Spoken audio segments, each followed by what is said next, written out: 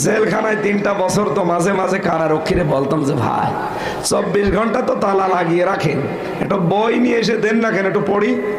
ওরে ছাতা, ওই শয়তান আমারে বই দিচ্ছে, বলছে এই নেন। খুলে দেখি বঙ্গবন্ধুর ছেলেবেলা।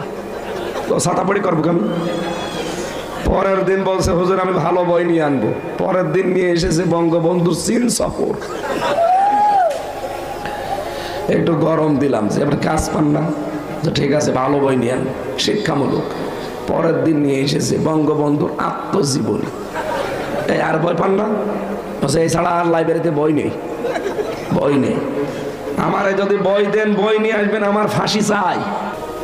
আমি মেজর ডালিম বলছি এসব বই পান না, ওই বই পড়তে নেই। পড়তে নেই কেন?